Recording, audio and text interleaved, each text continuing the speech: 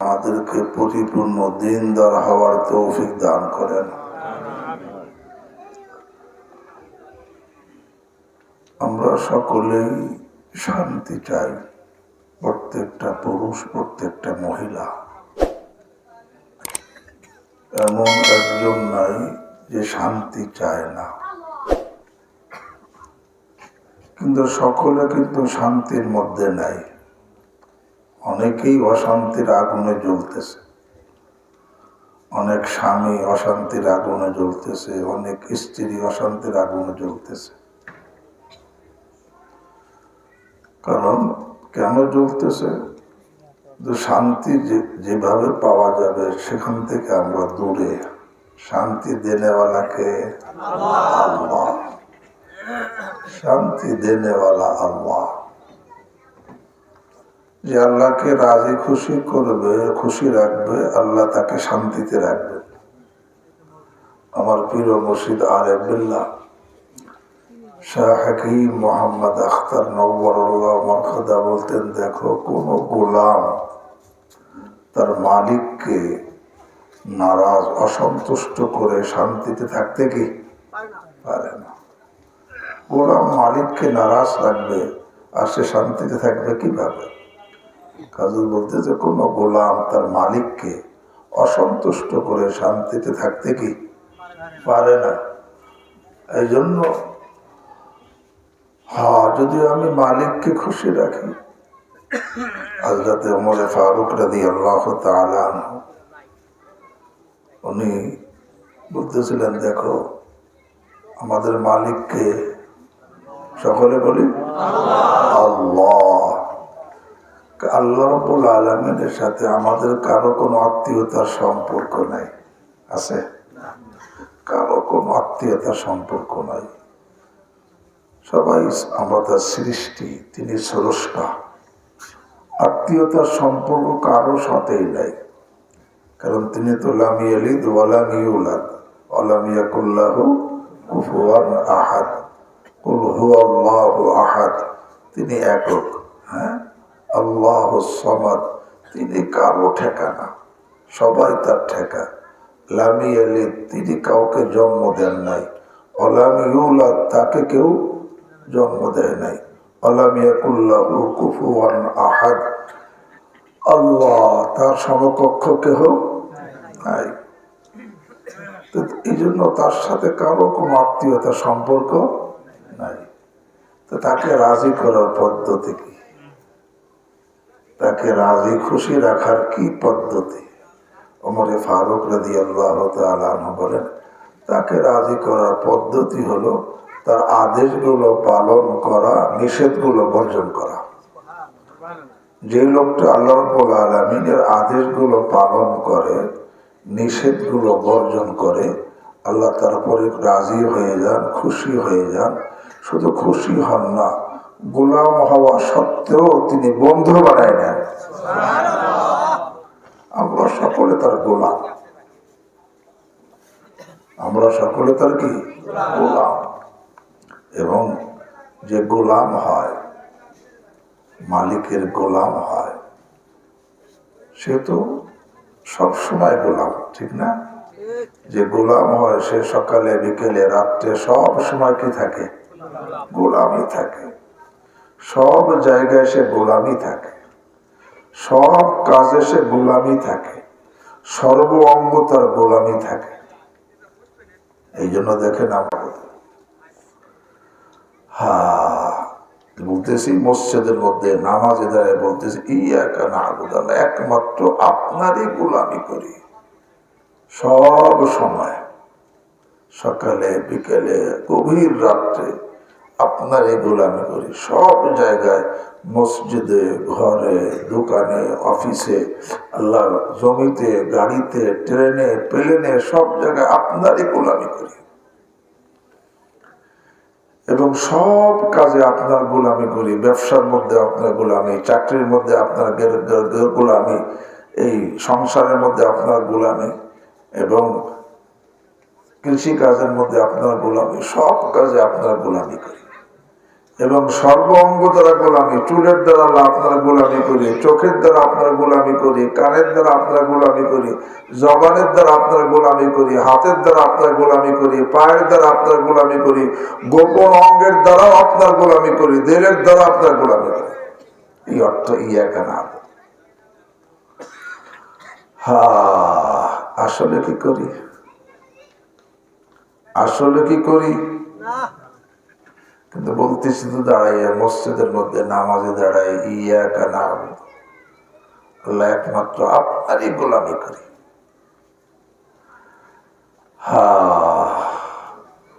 যেটা করি না, বললাম যে করি, কথাটা সত্য না মিথ্যা হয়ে যায়? এবার মিথ্যা হয়ে যায়।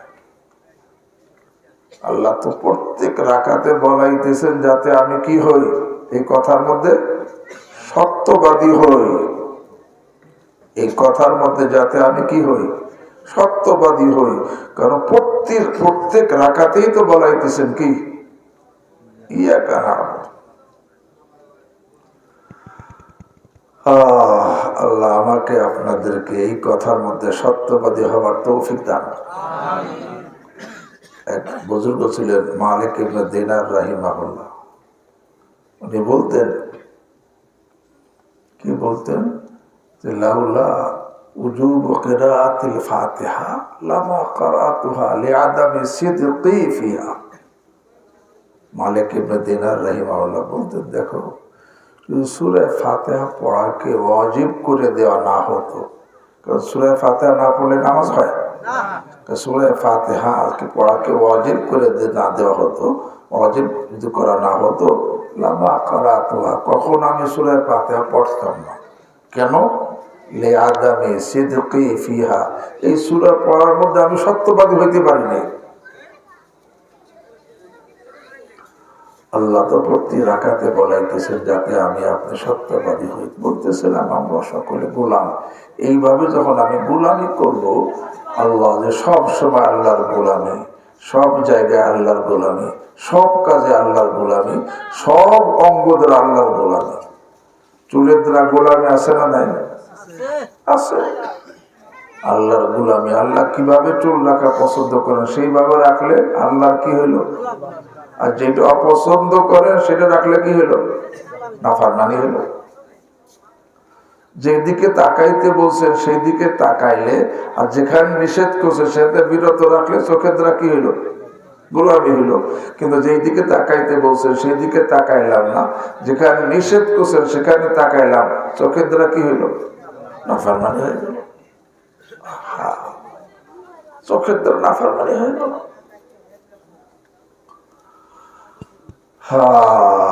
আল্লাহ নিজে বলেন, ইয়ালামু খাইনাতাল আ'য়ুন ওয়া মা তুখফিস সুদূর। তুমি চোখের দ্বারা যে নাফরমানি করো, কে জানেন? আল্লাহ জানেন। ছেলে হোক, মেয়ে হোক, যুবক হোক, যুবতী হোক, আলেম হোক, তালেব ইলম, যে নাফরমানি করে, কে জানেন? ইয়ালামু খাইনাতাল আ'য়ুন, তিনি চোখের খেয়ানাত, চোখের নাফরমানি তিনি জানেন। কে? আমি চোখ দ্বারা নাফরমানি করতেছি, আল্লাহর দেওয়া চোখ দ্বারা আল্লাহর নাফরমানি। ভাই চোখ দিছেন কে? আল্লাহ। চোখ ব্যবহারের বিধানও তিনি দিছেন কি দেন নাই? কেউ মনে করে না আমার চোখ তো আমার চোখ, যেদিকে ইচ্ছে সেদিকে আমি তাকাবো। ভাই আপনি একটা 3 ব্যাটারি লাইট কিনছেন, কিনে আনছেন, মালিককে আপনি কিনে আনছেন, আপনি মালিক। এখন যদি কথা আমার লাইট আমার, আমি যেখানে ইচ্ছে, যখন ইচ্ছে, যেখানে ইচ্ছে সেখানে মারবো, সেখানে লাইট মারবো। রাস্তায় হাঁটতেছেন, রাস্তার দিকে না তাকাই না লাগাই ওই লোকের চোখের দিকে মারেন, কিলাটা মাটিতে পড়বে। রাত তো আমার, রাত 2টার সময় বা 2:30টার সময় বা 3টার সময় একজন ঘরে জানলা দিয়ে লাইট মারছে, বলে আমার লাইট আমি যখন ইচ্ছে যেখানে ইচ্ছে মারবো।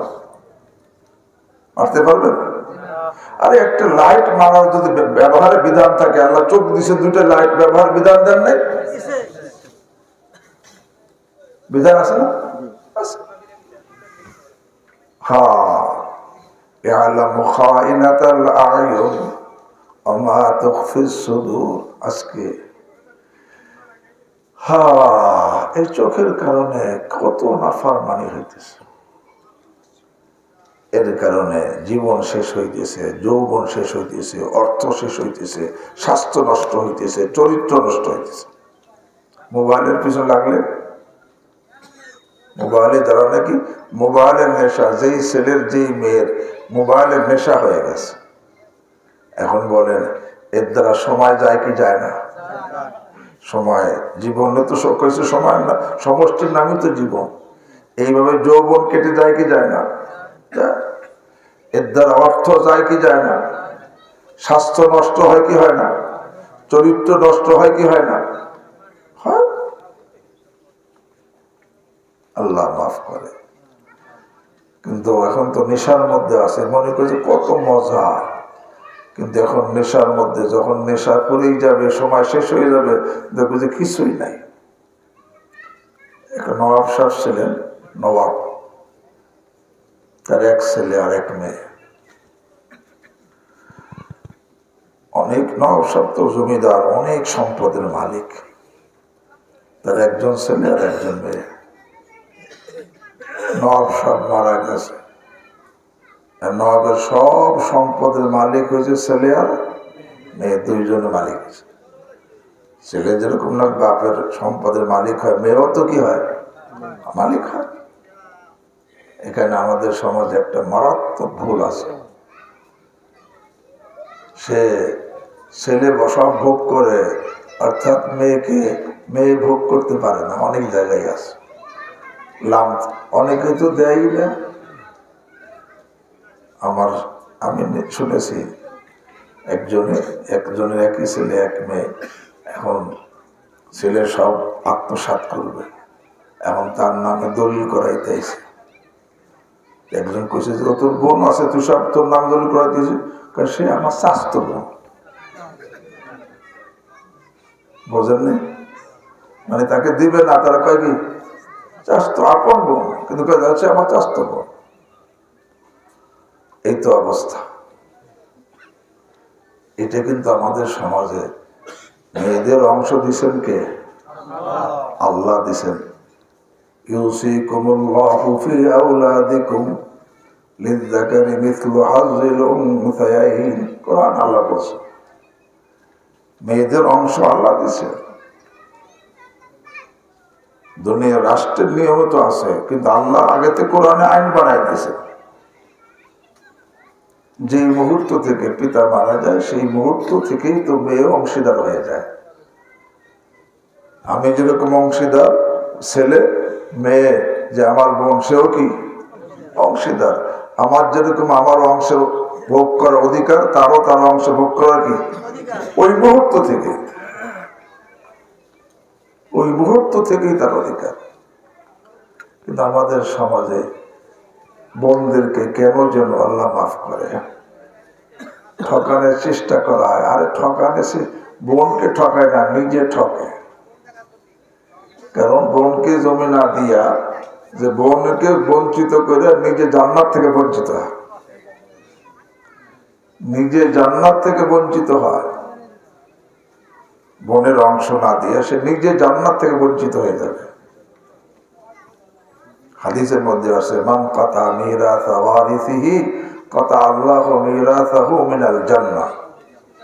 যে ওয়ারিসকে তার অংশ থেকে বঞ্চিত করলো, আল্লাহ তার অংশ তাকে জান্নাত থেকে বঞ্চিত করে দিবে। মান কাতা মিরাসা ওয়ারিসিহি কাতা আল্লাহু মিরাসাহু মিনাল জান্নাহ। আরে যারা দিনদার তারা তো ওই মুহূর্ত থেকেই সব ঠিক রাখে যে আমি যেরকম অংশীদার, আমি ভোগ করার যতটুকু অধিকার আছে আমার অংশের, আমার বোনেরও তার অংশের ভোগের কি আছে, অধিকার আছে।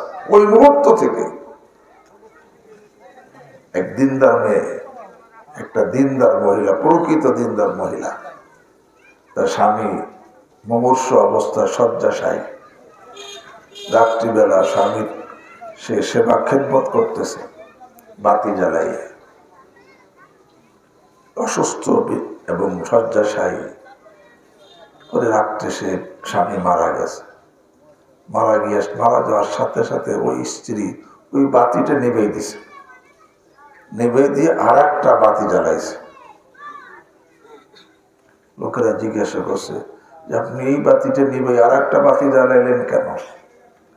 দেখো, এই বাতিটা আমার স্বামীর টাকা দিয়া কেনা, তেলও স্বামীর টাকা দিয়া কেনা। এখন যত সময় স্বামী জিন্দা ছিলেন তত সময় এর মালিক স্বামী ছিলেন, তো স্বামীর বাতিতে স্বামীর খেদমত করতেছিলাম। কিন্তু যেই মুহূর্তে স্বামীর রূহ বের হয়ে গেছে, তিনি মারা গেছেন, ওই মুহূর্তে থেকে স্বামী এর মালিক নাই, এর মালিক সব অদৃশ্য হয়ে গেছে। এখন আমার একার জন্য এটি ব্যবহার করা জায়েজ হবে না, এই জন্য আমি নিভাই দিছি, আমার ব্যক্তিগত বাতি জ্বালাইছি। আমাকে তো কি অবস্থা পাইলাম, তাহলে দিলাম গালে, পাপ নাই তারা কোনো কালে। হ্যাঁ ভাই, ওই যে নওয়াব সাহেব, এই জন্য অনেক লোক, অনেক নামাজি, অনেক হাজি, অনেক কারি, হাফেজ, আলেম কিয়ামতের ময়দানে বোনের অংশ না দেওয়ার কারণে জাহান্নামী হয়ে যাবে, জাহান্নামী হয়ে যাবে। ওই সময় বোন এক জান্নাতও ছাড় দিবে না, কারণ তার অংশ এটা। সেখানে আমি তাকে না দিয়া ঠকাইছি। অনেকে কয়েকে দেয়, দিছি তো বোনের অংশ। কেমনে? বলে তার নাম দিয়ে দিছি, ইসের মধ্যে, রেকর্ডের মধ্যে তার নাম দিয়ে দিছি। তো রেকর্ডের মধ্যে নাম দিলেই যদি দেওয়া হয়, তা আমি বলি ঠিক আছে, আপনার তো নাম আছে, ভোগ করবে বোন, নাম আপনার থাকবে, কে কে রাজি আছে? নাম দিলেই যদি দেওয়া হয়ে যায়, রেকর্ডে আপনার নামও তো আছে, আছে না নাই? আছে। তাহলে যদি রেকর্ডে নাম দিলে হয়, তো ঠিক আছে, আপনার নামও আছে, বোন ভোগ করবে, কে কে রাজি আছে? এখন কেউ রাজি না। এই জন্য জলদি আগে দেই নেই, জলদি এখন দিয়া তার সাথে মুআমালা এখন সাফ করে ফেলি, কিয়ামতের ময়দানে এক জাররা ছাড় দিবে না। ইয়াউমা ইয়াফিরুল মারউ মিন আখিহি ওয়া উম্মিহি ওয়া আবিহি ওয়া সাহিবাতিহি ওয়া বানিহি ইয়াওয়াদ্দুল মুজরিম লাউ ইয়াফতাদি মিন আযাবি ইয়াউমিযিন বিবানিহি ওয়া সাহিবাতিহি ওয়া আখিহি ওয়া ফাসিলাতিহি আল্লাতী তুহি ওয়া মান ফিল আরদি জামিআন সুম্মা ইউনজিহি। কেউ কার ছাড় দিবে না।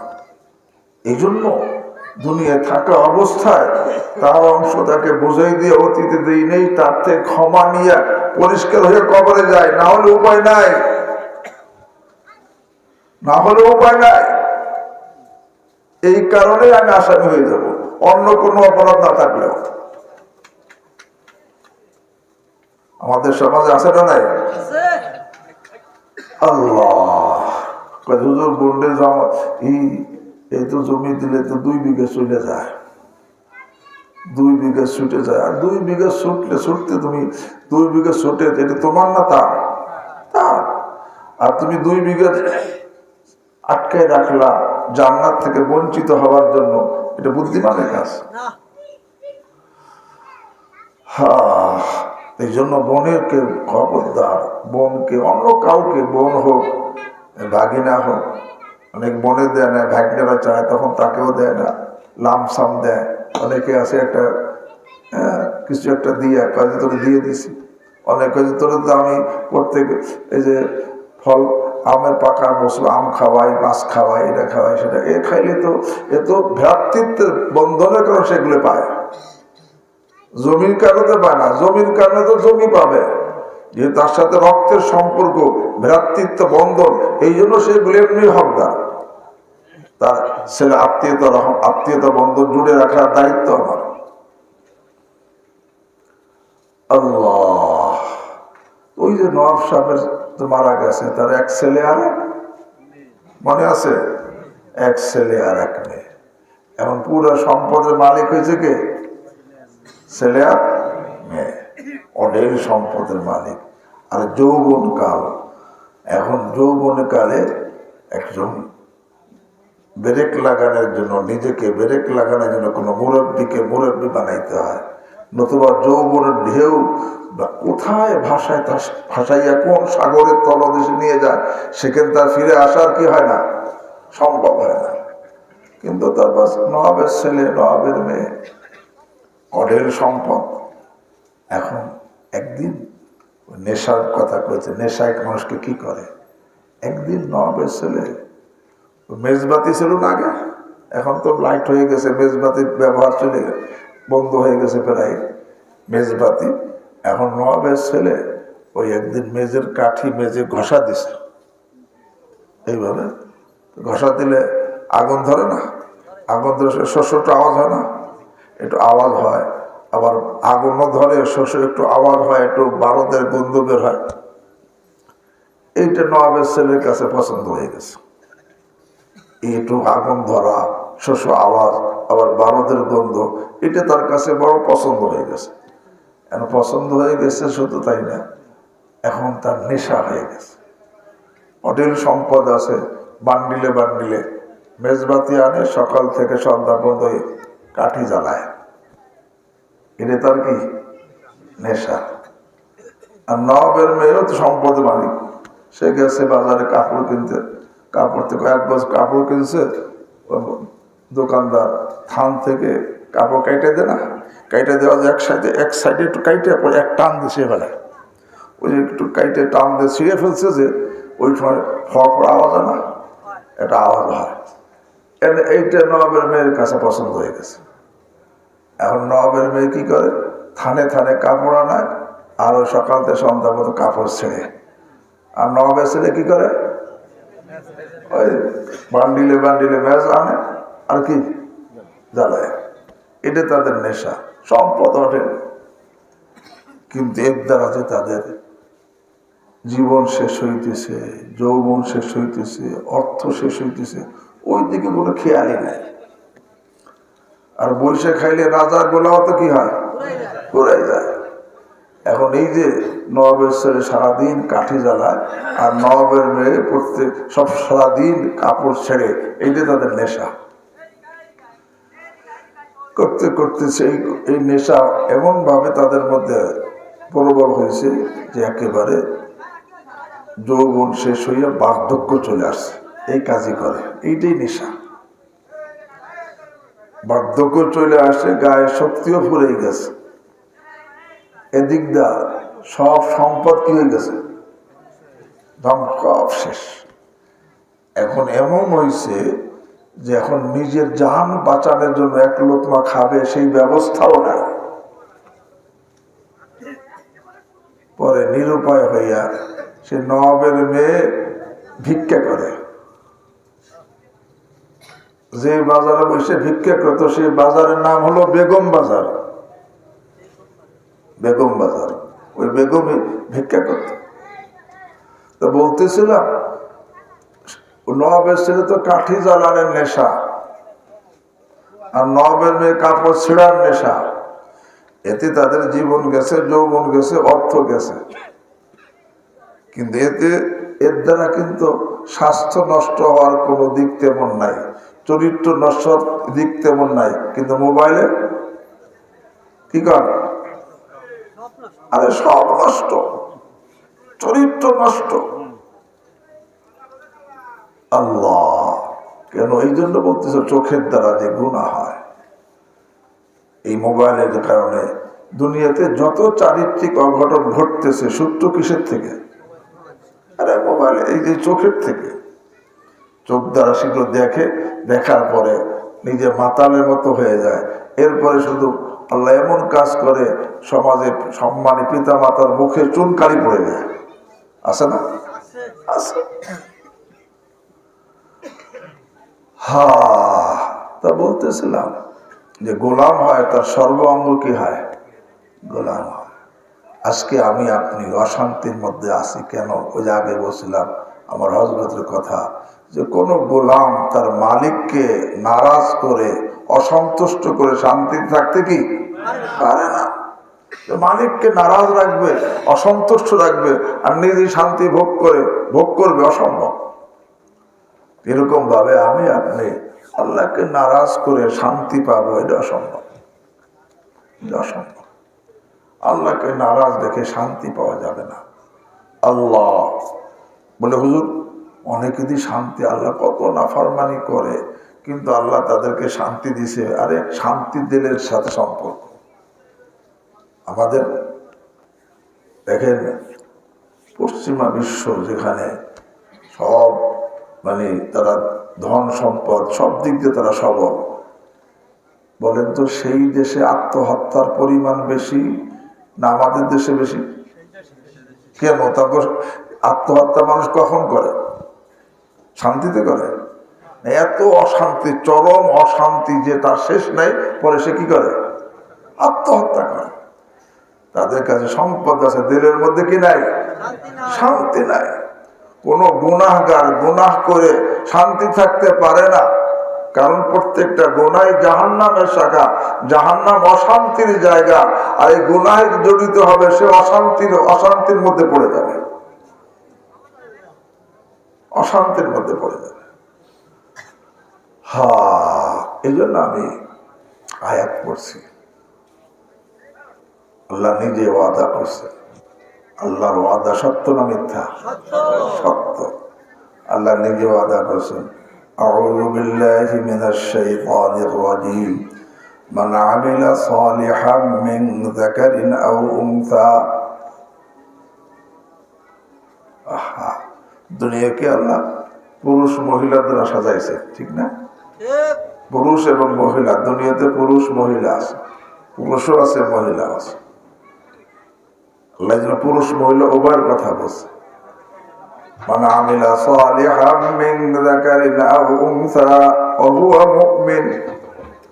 পুরুষ মহিলার কথা আসলো যখন কথা বলে দিই, সেটা দেখেন আল্লাহ পুরুষ মহিলার দ্বারা আল্লাহ দুনিয়াকে সাজাইছেন। তবে দুইটা, একটা ছেলে একটা মেয়ে, এরা বিবাহ বন্ধনের মাধ্যমে একে অপরের জন্য হালাল হয়। বিবাহ ছাড়া কি হয় না? হালাল হয় না।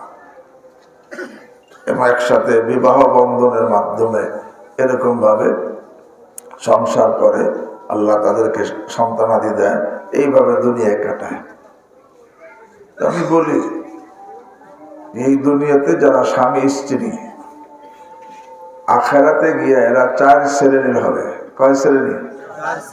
দুনিয়ায় স্বামী স্ত্রী রূপে জীবন যাপন করছে, আখেরাতে গিয়ে মা বোনরা কান খুলে শুনি, স্বামী স্ত্রী 2 জন দুনিয়াতে সারা জীবন একসাথে কাটাইছে, আখেরাতে গিয়ে 4 শ্রেণী হবে।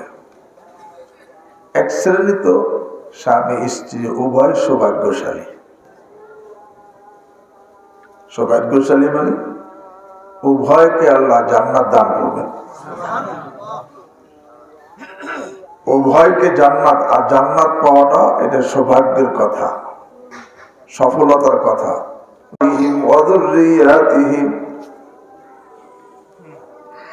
আল্লাহ জান্নাতে, এদেরকে জান্নাতে দাখিল করছেন, এদের সাথে এদের ইমানদার বিবিদেরকেও জান্নাতে দাখিল করেন। ফেরেশতারা দোয়া করে ইমানদার পিতাদেরকে, বাপ দাদাদেরকেও জান্নাতে দাখিল করেন, ইমানদার সন্তানদেরকেও জান্নাতে দাখিল করেন। এখানে যারা নাকি দুনিয়াতে স্বামী স্ত্রী ছিল, দুজন ইমানদার নেককার, দুজন আখিরাতে সফল হবে, সৌভাগ্যশালী হবে, দুজন জান্নাতি হবে এবং একসঙ্গে চিরকাল জান্নাতে থাকবে। আল্লাহ আমাদেরকে, আমাদের স্ত্রীদেরকে, আমাদের উভয়কেই ইমানদার নেককার হওয়ার তৌফিক দান করেন, ইমানদার নেককার হয়ে দুনিয়াতে যাওয়ার তৌফিক দান করেন।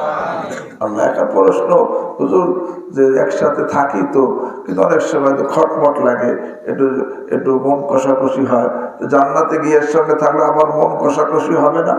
কাজে না, উভয় যদি ইমানদার নেককার হয় এবং উভয় জান্নাতি হয়, একসঙ্গে চিরকাল থাকবে, সেখানে মন কষাকষি হবে না।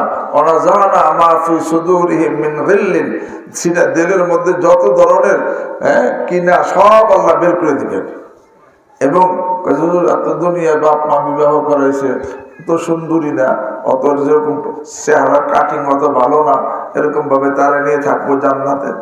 আল্লাহ কয়, তার জবাব দেন, ইন্না আনশানাহুন্না ইনশাআ। যে সমস্ত মেয়েরা জান্নাতি হবে তাদেরকে আমি দুনিয়ায় যেরকম সৃষ্টি করছি, ঠিক আছে, জান্নাতে যাওয়ার পরে তাদেরকে বিশেষভাবে আমি সৃষ্টি করব। ইন্না আনশানাহুন্না ইনশাআ। তখন আর এরকম ভাবে শ্যামলা থাকবে না, কালো থাকবে না, বেটে থাকবে না, কাঠিং এরকম অপছন্দনীয় থাকবে না। আল্লাহকে ইন্না আনশানাহুন্না ইনশাআ ফাজআলনাহুন্না আবকারা। আল্লাহকে এখন যে বিরিদ্ধা, দুনিয়াতে বিরিদ্ধা হয়ে গেছিল, কাজে না, সেখানে আল্লাহকে আমি তাকে কুমারী বানাই দেব। কুমারী কেমন কুমারী? হাদিসের মধ্যে আসছে, ইজা জামা আজওয়াজুহুন্না উদনা আবকারা। স্বামীর সাথে আনন্দ করবে, আনন্দ করার সাথে সাথে আবার কুমারী হয়ে যাবে। ফাজআলনাহুন্না আবকারা উরবান আর মুহাব্বাবাতুন ইলা আজওয়াজিহিন্না। আর স্বামীর কাছে বড় প্রিয় হবে তাদের সুরত, তাদের সিরত, তাদের গঠন, তাদের রং, তাদের আচরণ, তাদের ব্যবহার এমন হবে মন কেড়ে নেওয়ার মতো। স্বামীর মন কেড়ে নিবে। মুহাব্বাবাতুন ইলা আজওয়াজিহিন্না আতরাবা, এবং সমবয়সের হবে, মানে সমপর্যায়ের বয়স, ওই যে 18 বছর, 18-20 বছর বয়স, এই অবস্থায় চিরকাল জান্নাতে থাকবে। আল্লাহ, চিরকাল জান্নাতে থাকবে। এই একই অবস্থায় তাদের সৌন্দর্য, এবং সেখানে মুতাহারা হবে। মুতাহারা মানে এক দুনিয়াতে পেশাব আছে, পায়খানা আছে, মিন্স আছে, কত ধরনের ময়লা আছে।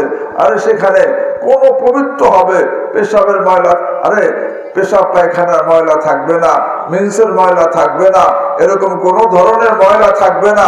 আরে আল্লাহকে আজওয়াজ মুতাহারা, আরে সব থেকে তারা পবিত্র হবে।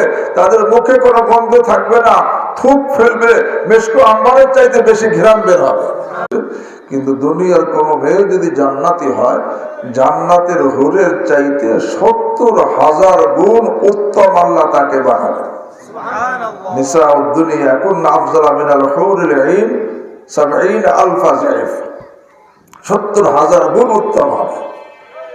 আল্লাহ, এখানে স্বামী স্ত্রী বলছিলাম, উভয় সফল, উভয় সৌভাগ্যশালী, উভয় জান্নাতি, উভয় চিরকাল একসঙ্গে থাকবে।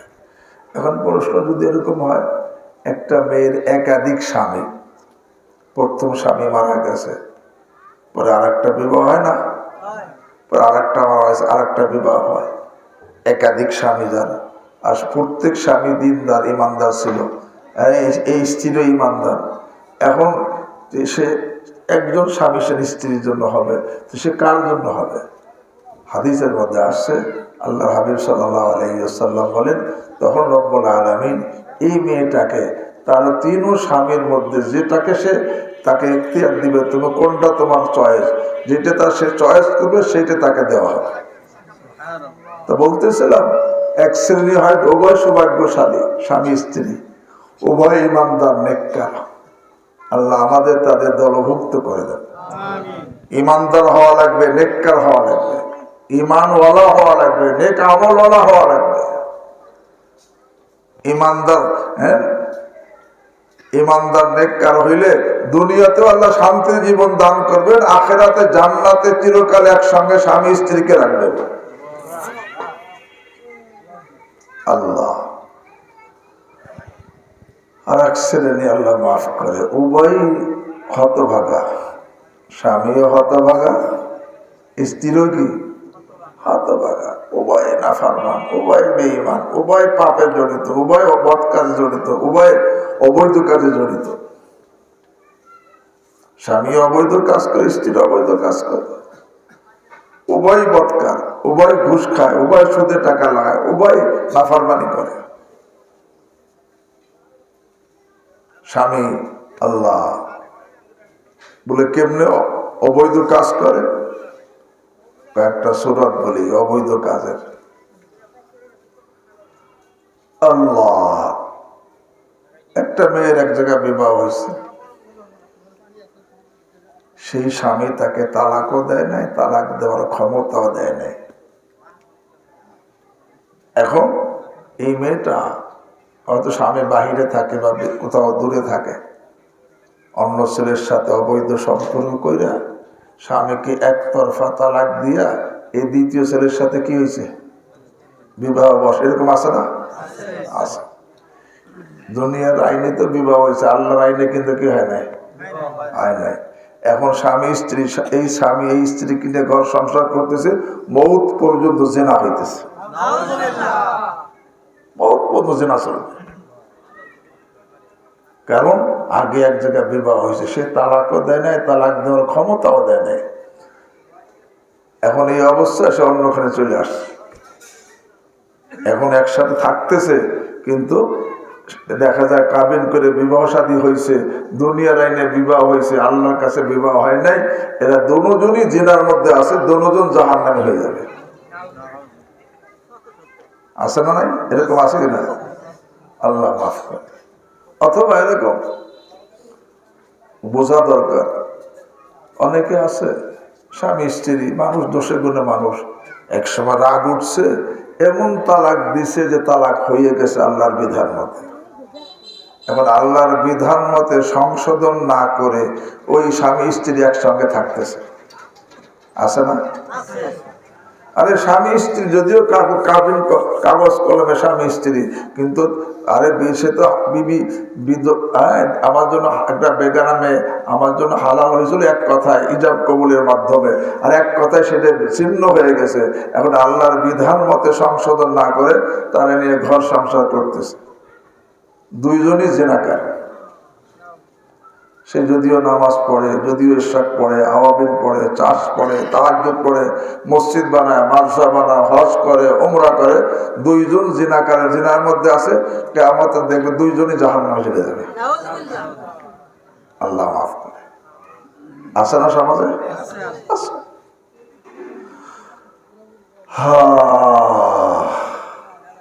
এমনি ভাবে দুইজন যে বদকার হয় তার কিছু উদাহরণ দিতেছি। এমনি ভাবে দেখা যায় যে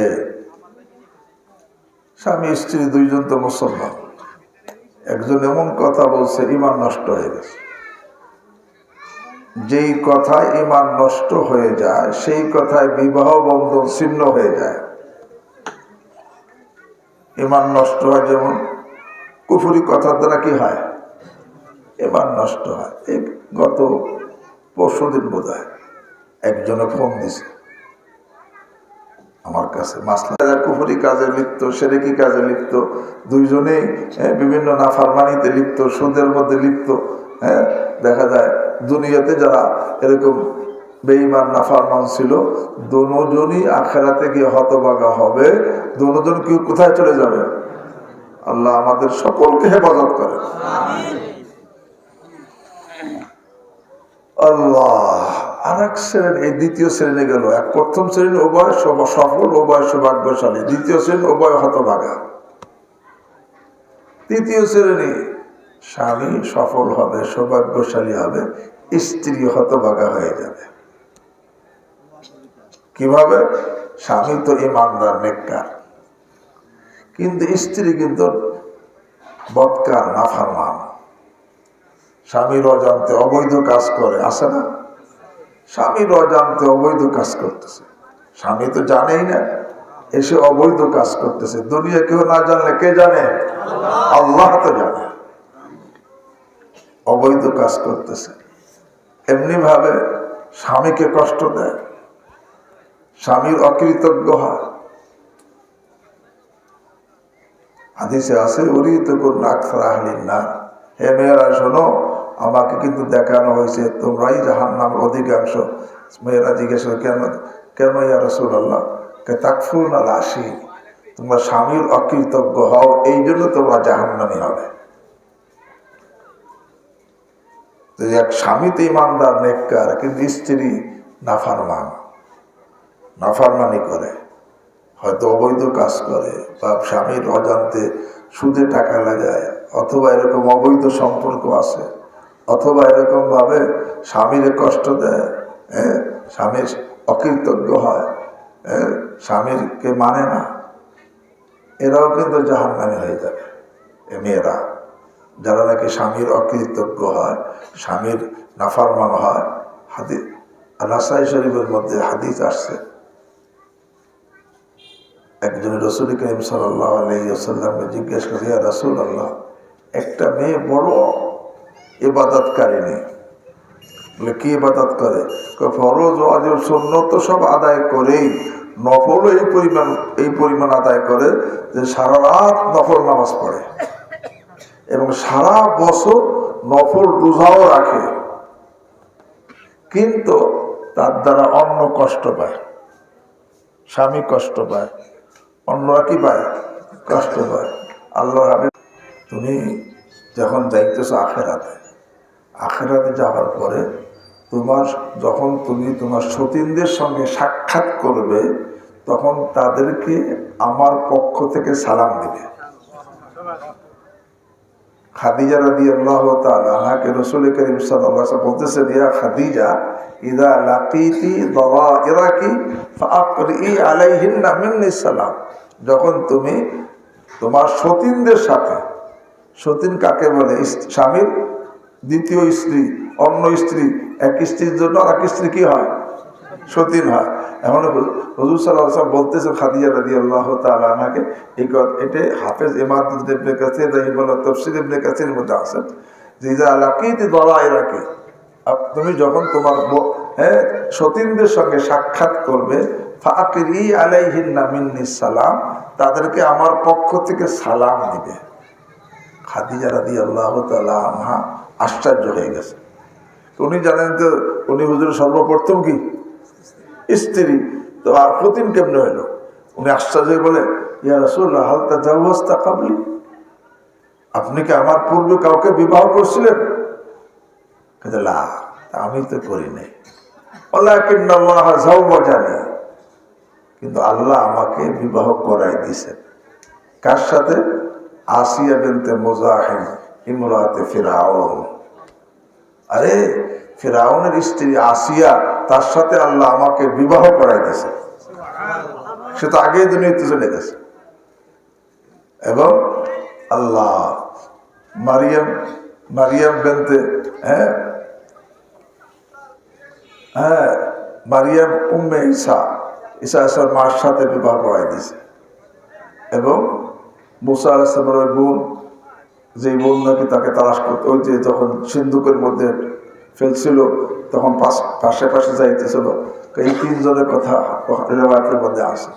তো বলতেছিলাম যে আল্লাহ, দেখা যায় যে অনেক সময় হযরত আসিয়া দুনিয়াতে ফেরাউনের ঘর করছে, আখিরাতে কার ঘর করবে? এই জন্য যে সমস্ত মেয়েরা মজলুম অবস্থায় আসো, যে তোমাদের উপর স্বামী জুলুম করে, অবিচার করে, অত্যাচার করে, কিন্তু তুমি সবর করে থাকতেছ, স্বামীর হক আদায় করতেছ এবং নিজের ঈমান, নিজের সতীত্ব ঠিক রাখতেছ, একটু সবর করো। কিয়ামতের মৃত্যুর পরে দেখবা আর এই স্বামীর সঙ্গে থাকা লাগবে না, স্বামী তো তার জুলুম অত্যাচার নাফরমানির জাহান্নামে চলে যাবে। আর এই তুমি যে ইমানদার নেককার হয়ে জীবনযাপন কাটাইছো, এই জন্য আল্লাহ তোমাকে জান্নাতে এরকম বড় লোকের বিবি বানাই দিবে। তো বাহারাল বলতেছিলাম, দুনিয়াতে স্বামী স্ত্রী, পুরুষ মহিলা একসঙ্গে আমরা স্বামী স্ত্রী রূপে থাকি।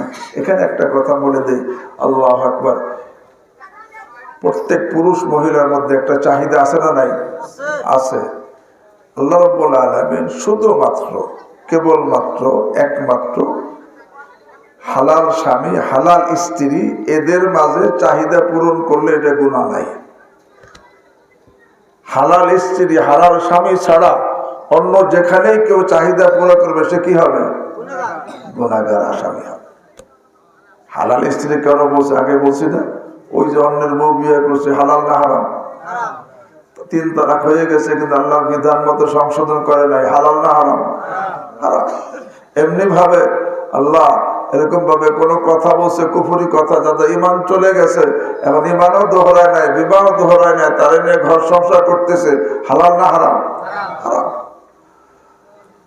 হ্যাঁ ভাই, তো আমি আয়াত পড়ছি, আয়াতের মধ্যে আল্লাহ রাব্বুল আলামিন ইরশাদ করেন, আউযু বিল্লাহি মিনাশ শাইতানির রাজীম, মান আমিলা সালিহান মিন যাকারিন আও উনসা ওয়া হুয়া মুমিন ফালানুহইয়ান্নাহু হায়াতান তাইয়্যিবা। এখানে আল্লাহ বলেন যেই পুরুষ যেই মহিলা, পুরুষ মহিলা দুইজনের কথা আল্লাহ উল্লেখ করছেন, কারণ জান্নাত জাহান্নাম পুরুষের জন্য আছে, মহিলাদের জন্য আছে। মানে আমিলা সালিহাম মিন যাকারিন, যাকার মানে পুরুষ, আও উনসা মানে মহিলা। মানে আমিলা সালিহাম মিন যাকারিন আও উনসা ওয়া হুয়া মুমিন, যেই পুরুষ যেই মহিলা ঈমানদার অবস্থায় নেক আমল করবে, আল্লাহ বলেন অবশ্যই অবশ্যই আমি তাকে দুনিয়াতে মজাদার জীবন দান করব। ঈমানদার অবস্থায় নেক আমল করবে। এখানে নেক আমল কাকে বলে জানেন? নেক আমল দুই প্রকার। আমলে সালেহ কয় প্রকার? দুই প্রকার। হুয়াল কিয়াম বিহুকুকিল্লাহ ওয়া হুকুকুল ইবাদ, অর্থাৎ আল্লাহর সমস্ত হক আদায় করা, বান্দাদের সমস্ত হক আদায় করা, এটা হলো কি বলে নেক আমল। হুয়াল কিয়াম বিহুকুকিল্লাহ ওয়া হুকুকুল ইবাদ, আমলে সালেহ বলা হয় আল্লাহর সমস্ত হক আদায় করা, বান্দাদের সমস্ত হক কি করা? আদায় করা। একে বলা হয় কি? নেক আমল। এই জন্য স্বামী স্ত্রী একে অপরের হক আদায় করা জরুরি। একে অপরের হক আদায় করা জরুরি। স্বামী যদি হক আদায় না করে স্বামী আসামি হবে, স্ত্রী হক আদায় না করে স্ত্রী কি হবে? আসামি হবে। অনেক জায়গা আছে স্বামী স্ত্রীর মধ্যে অশান্তি। কেন জানেন? স্বামী স্ত্রী কিভাবে জীবন যাপন করতে হবে আল্লাহ সেই তরিকা শিখিয়েছেন, সেই তরিকার অনুযায়ী না থাকার কারণে, তরিকার মধ্যে না থাকার কারণে অশান্তি হয়। আল্লাহ কি শিখিয়েছেন? হুন্না লিবাসুল লাকুম ওয়া আনতুম লিবাসুল লাহুন্না। আল্লাহ কোরআনে বলেন স্ত্রীগণ, মহিলাগণ পুরুষের জন্য পোশাক, স্বামীদের জন্য কি? কারা? মহিলারা। আর স্বামীরা স্ত্রীদের কি? পোশাক। অর্থাৎ স্ত্রী স্বামীর পোশাক, স্বামী কি? কে বলছেন? হুন্না লিবাসুল লাকুম ওয়া আনতুম লিবাসুল লাহুম। এখানে জীবন যাপনের তরিকা শিখিয়েছেন। বলে কিভাবে? স্বামী স্ত্রী উভয় পোশাকের ভূমিকা পালন করতে হবে। পোশাকের ভূমিকা কি? পোশাকের কাজ কি? পোশাকের এক নম্বর কাজ আল্লাহ পোশাক সাতের দোষ ঢাকে।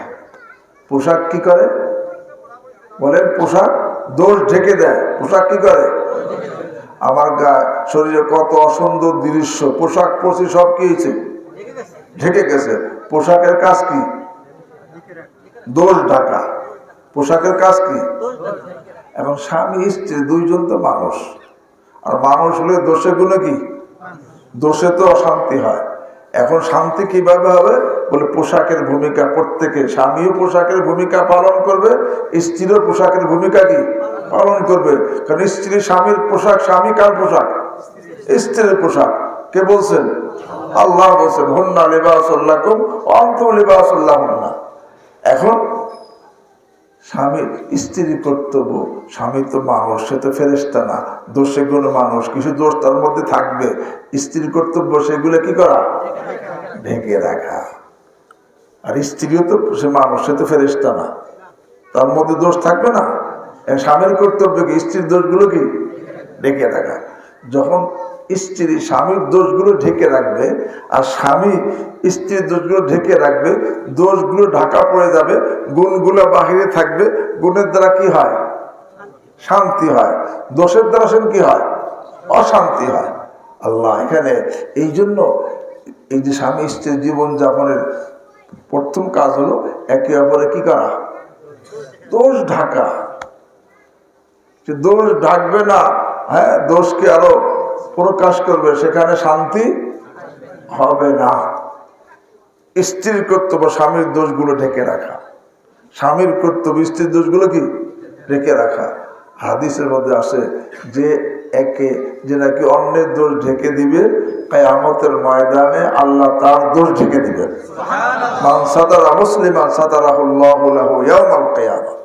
কিন্তু আজকে আমাদের সমাজে স্বামীও স্ত্রীও স্বামীকে ছাড় দিতে রাজি না, স্বামী স্ত্রীকে ছাড় দিতে কি রাজি না। এই জন্য ঝগড়া ফাসাদ লেগেই থাকে। আর ভাই এখানে একে অপরের দোষ ঢাকতে হবে। আল্লাহ লেবাস বলে পোশাক বলে কি শিক্ষা দিয়েছেন? স্বামী স্ত্রী স্বামীর পোশাক, স্বামী স্ত্রীর পোশাক লেবাস। এখন লেবাস বলে কি বুঝাইছেন? যে স্ত্রীর কর্তব্য স্বামীর দোষগুলো কি ঢেকে রাখা, আর স্বামীর কর্তব্য কি স্ত্রীর দোষগুলো ঢেকে রাখা। হ্যাঁ, যদি কোনো দোষ মারাত্মক থাকে প্রেম প্রীতির মাধ্যমে সেগুলো সংশোধন করা, কিন্তু সেগুলো প্রকাশ না করা। দ্বিতীয়, পোশাক শুধু দোষ ঢাকে না, পোশাক কিন্তু হেফাজত করে। শীত লাগলে পোশাক পরলে শীত কি হয়? হ্যাঁ, শীত গরম এর থেকে কিন্তু পোশাক হেফাজত করে। স্ত্রী স্বামীর পোশাক, স্ত্রী স্বামীর মহাফেজ হবে, স্বামীকে হেফাজতকারী হবে। স্বামীও স্ত্রীর পোশাক, স্বামী স্ত্রীর হেফাজতকারী হবে। যখন একে অপরের হেফাজত করবে, একে অপরের খেয়াল রাখবে, তাহলে তাদের মধ্যে শান্তি হবে না শান্তি হবে? আর কেউ কার দাঁত দাঁড়ে না, স্ত্রীরও স্বামীর দাঁত দাঁড়ে না, স্বামী স্ত্রীর দাঁত কাছে দেখা যায় জাগে করে দিল। এখন সেখানে কিন্তু অশান্তি হবে। হেফাজতকারী স্ত্রী স্বামীর হেফাজতকারী হবে, স্বামী স্ত্রী কি হবে? হেফাজতকারী হবে। এবং পোশাক শুধু এই দোষ ঢাকি আর হেফাজত করে না, সৌন্দর্য বাড়ায়। বাড়ায় কি বাড়ায় না? বাড়ায়। স্ত্রী স্বামীর সৌন্দর্য বাড়াবে। স্বামী কার সৌন্দর্য বাড়াবে? কারণ এর পোশাক একে অপরের পোশাক। স্ত্রী স্বামীর পোশাক, স্বামী কার পোশাক? প্রত্যেকে পোশাক সৌন্দর্য বাড়ায়। স্ত্রী স্বামীর সৌন্দর্য বাড়াবে, স্বামী স্ত্রীর সৌন্দর্য কি সৌন্দর্য বাড়াইলে তখন শান্তি না অশান্তি? শান্তি। আল্লাহ, তবে সৌন্দর্য শুধু কাপড়ের অলঙ্কারের সৌন্দর্য না, এটা তো আসেই। আসল সৌন্দর্য হলো ইমানি সৌন্দর্য, আমলি সৌন্দর্য, আখলাকি সৌন্দর্য। স্ত্রী ফিকির করবে আমার স্বামীর ইমান আরো ভালো হয়, আমল আরো ভালো হয়, চরিত্র আরো ভালো হয়। এই জন্য যা করা দরকার স্ত্রী সেই ফিকির করে সেই সৌন্দর্য বাড়ানোর চেষ্টা করবে। স্বামীও এরকম চেষ্টা করবে। যখন একে অপরের সৌন্দর্য বাড়াবে, সে শান্তি না অশান্তি? আর পোশাকের আর একটা কাজ, পোশাক ব্যক্তির অনুগত হয়। পোশাক কি হয়? ব্যক্তির অনুগত। ব্যক্তি যেমন পোশাকটাও কি তেমনই হয়, ঠিক না? ব্যক্তি বড় হইলে পোশাকটা বড় হয়, ব্যক্তি ছোট হইলে পোশাকটা ছোট হয়, ব্যক্তি মোটা হইলে পোশাকটা মোটা হয়, ঠিক না? তো পোশাক ব্যক্তির কি হয়? অনুগত হয়। স্ত্রী স্বামীর পোশাক, স্ত্রী স্বামীর অনুগত হবে। স্বামীও তো কার পোশাক? স্বামীও কার অনুগত? যখন স্ত্রী স্বামীর অনুগত, স্বামী স্ত্রীর অনুগত, সে শান্তি না অশান্তি? আর স্ত্রীর স্বামীর অবাধ্য, স্বামী স্ত্রীর অবাধ্য, সেখানে কি অশান্তি। আল্লাহ, আজকে অশান্তি কেন? যেখানে আল্লাহ যেইভাবে জীবনযাপন করতে বলছেন সেইভাবে জীবনযাপন করা হইতেছে দেখে আমার মনে হয় ৯৫-৯৮ দাম্পত্য জীবনের মধ্যে অশান্তির আগুন জ্বলতেছে।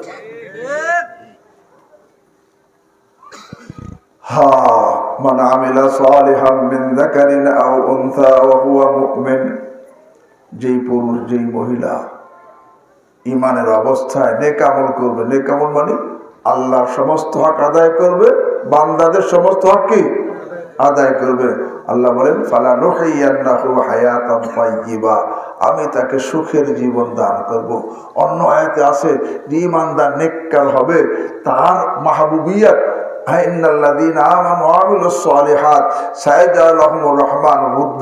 আল্লাহ তাকে আমি প্রিয় বানাই দিব মানুষের কাছে। যে ইমানদার নেককার হবে তাকে আল্লাহ নিজে বলেন সায়াজআলু লাহুমুর রহমানু বুদ্দা, লোকদের দিলের মধ্যে তার প্রিয়তা, তার জনপ্রিয়তা তার দিলের মধ্যে ঢেলে দিব। আল্লাহকে আমি নিজে করে দিব যে ইমানদার নেককার হয়। তবে হাদিসের মধ্যে আসছে ইন্নাল্লাহ তাআলা ইযা আহাব্বা আবদান, আল্লাহ যখন কোনো বান্দা বান্দিকে ভালোবাসেন, জিবরিল আমিন আলাইহিস সালামকে ডাক দেন।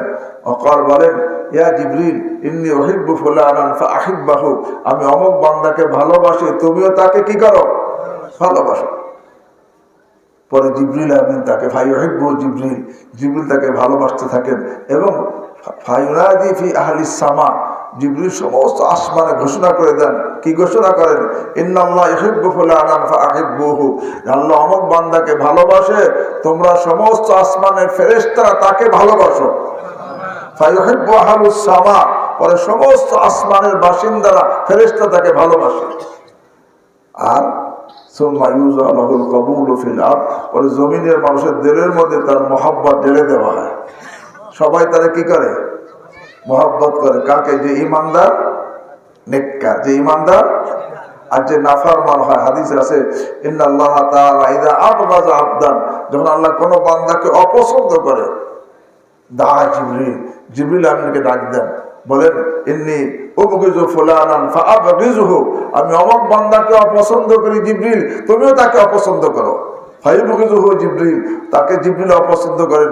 সুম্মা ইউনাদি ফি আহলিস সামা, পরে জিবরিল সমস্ত আসমানের মধ্যে ঘোষণা করে দেয় ইন্নাল্লাহা ইউবগিযু ফুলানান ফাআবগিযুহু, আল্লাহ অমুক বান্দাকে অপছন্দ করে, তোমরা সকলে তাকে অপছন্দ কর। ফায়ুবগিযুহু আহলুস সামা, আসমানের সমস্ত ফেরেশতারা তাকে অপছন্দ করে, হ্যাঁ, তার সাথে বুগজ রাখে, তাকে অপছন্দ করে। সুম্মা ইউযালুল বাগদা ফিল আরদ, পরে জমিনের মধ্যে সকলের কাছে সে কি হয়ে যায়? অপছন্দনীয় হয়ে যায়।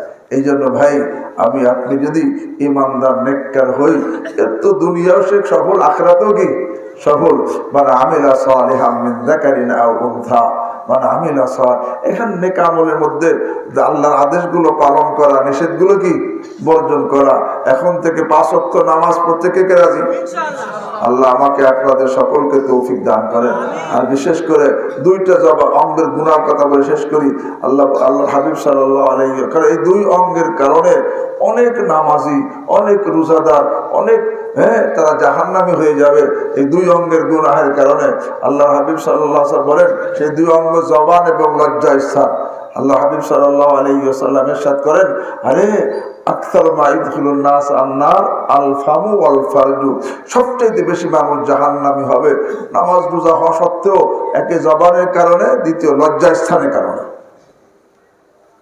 এই জন্য আল্লাহ হাবিব সাল্লাল্লাহু আলাইহি ওয়াসাল্লাম বলেন, মাইয়াজমানলি মা বাইনা লাহিয়াহি, যেই পুরুষ, যেই মহিলা, যেই যুবক, যেই যুবতী, যে কোনো ব্যক্তি তার জবান হেফাজতের গ্যারান্টি দিবে, আমি জবানের দ্বারা গীবত করব না, গালি দিব না, মিথ্যা বলবো না, ঝগড়া করব না, বেগানা মেয়ের সাথে গল্প করব না, মেয়েরা বেগানা ছেলের সাথে গল্প করবে না, এরকম ভাবে বাপ মার সাথে, মুরব্বীদের সাথে বিয়াদীমূলক কথা বলবে না, কাউকে খোঁটা দিবে না, কারো উপর মিথ্যা সাক্ষী দিবে না, এরকম ভাবে মোট কথা জবানের দ্বারা সে কোনো গুনাহ করবে না এবং লজ্জায় ছেড়ে কোনো গুনাহ করবে না।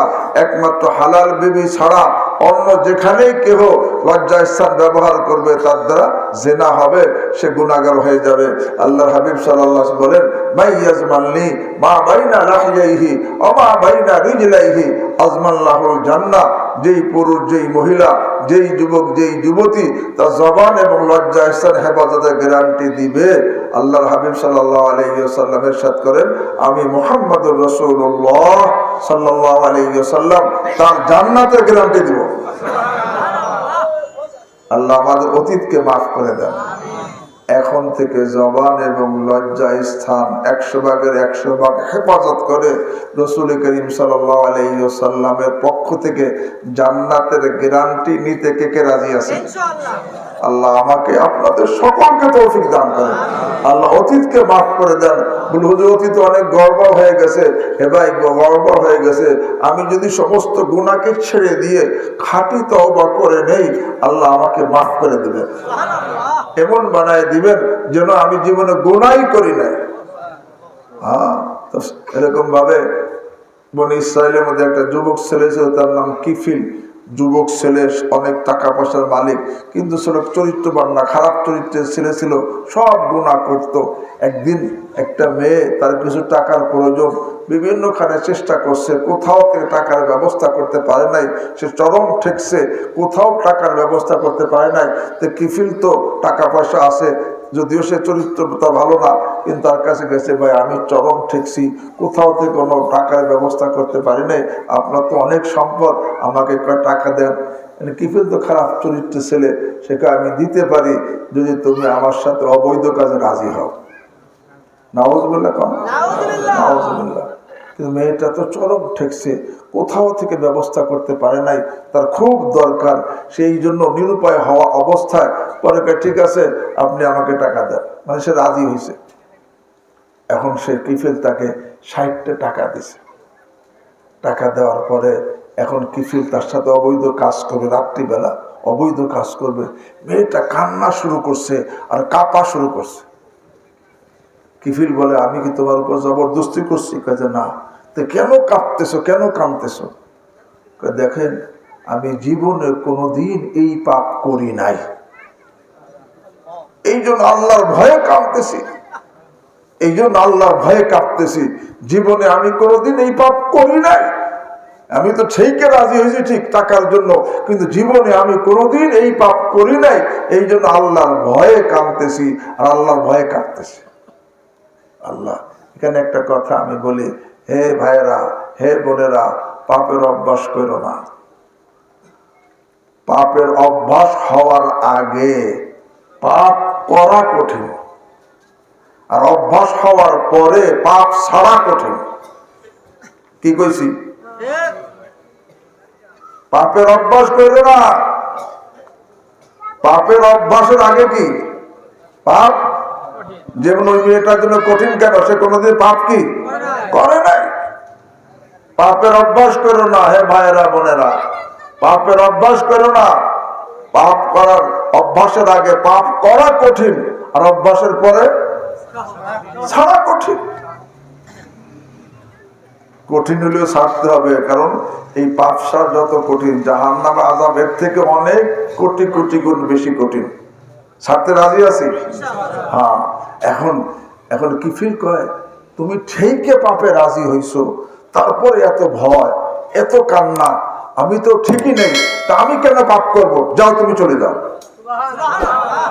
ওই মেয়েটাকে পাঠাই দিছে, যাও তুমি চলে যাও, ওই টাকা দিয়ে তোমার দেওয়া লাগবে না। মেয়েটা চলে গেছে। আল্লাহু আকবার।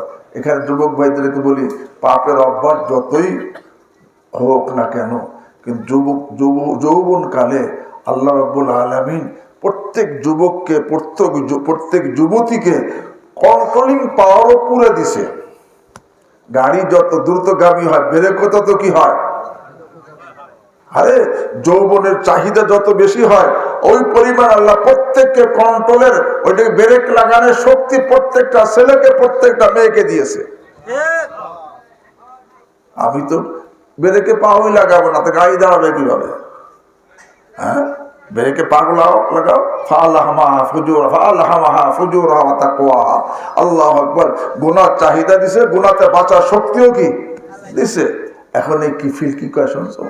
মেয়েটা তো চলে গেছে, এখন রাত্রিবেলা কিফিল তওবা করতেছে সমস্ত গুনাহ থেকে। কি করে? আল্লাহি লা ইয়াসিল্লাহা কিফলুন আবাদা, খোদার কসম, কিফিল আর কোনদিন আল্লাহ নাফরমানি করবে না। রাত্রে কসম খাইছে আল্লাহর সামনে, আল্লাহি লা ইয়াসিল্লাহা কিফলুন আবাদা।